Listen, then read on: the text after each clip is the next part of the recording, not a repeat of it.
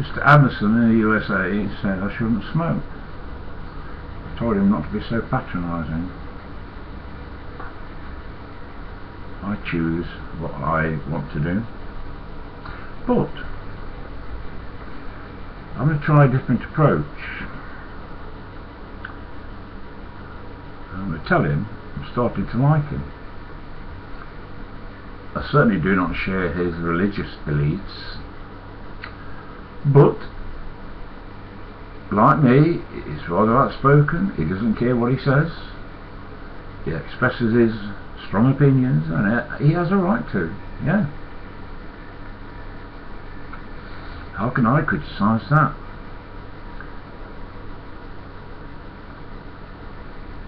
So, change tack.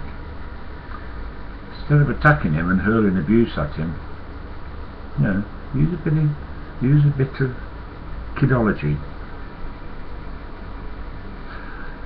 I was a bit wound up yesterday, and I said things about Sam that you know, and I regret. But you know, Sam, he never takes anything I say too seriously. No.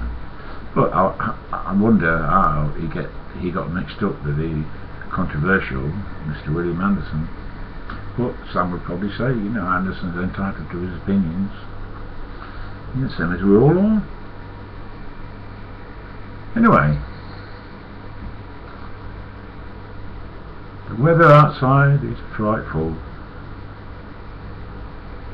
not so quite delightful. I don't know the words. But normally, it's now Tuesday the 11th, and normally I would go over the road there on the scooter, and we all gather outside the local coffee shop. We sit outside because, you know, me and a couple of the ladies are smokers. But I'm not going out today. No. Being retired, like what I am, I'm stopping indoors. The heaters are on down below in the community centre, and that heat is rising, so this place is nicely warm.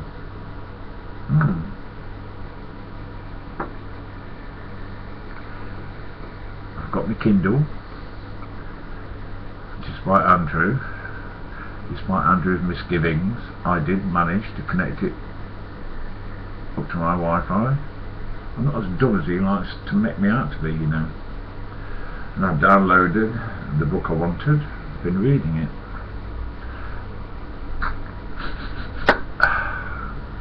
Excuse me, sinus problem.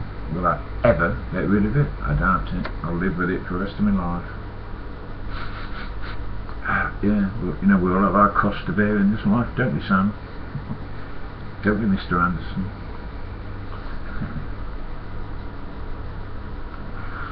The mayor may call me a traitor, but no, you've got to use a bit of common sense and think about it.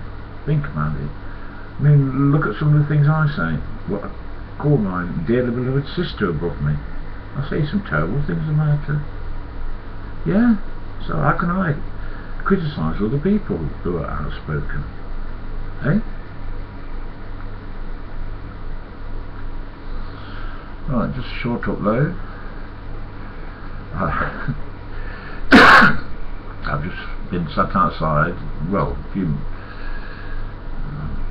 5-10 minutes ago, having a smoke, and my neighbour next door, who complains about my bass from these fishers, she came walking up. She said, "Now I know you must be mad, sat outside in this weather." I said, "Well, I try not to smoke too much in there."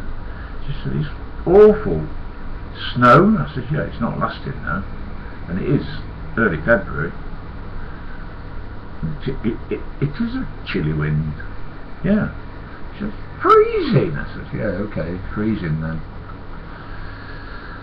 So when you're retired like me, you can stay indoors.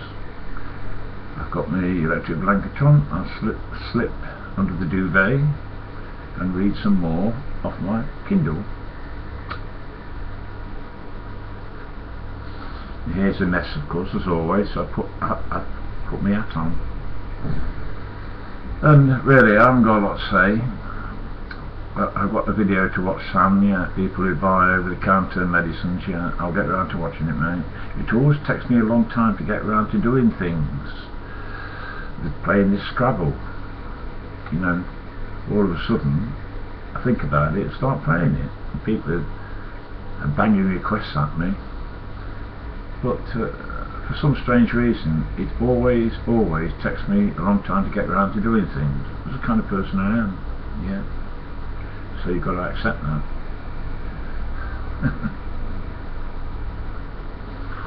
Right. I think a nice hot cup of tea is called for.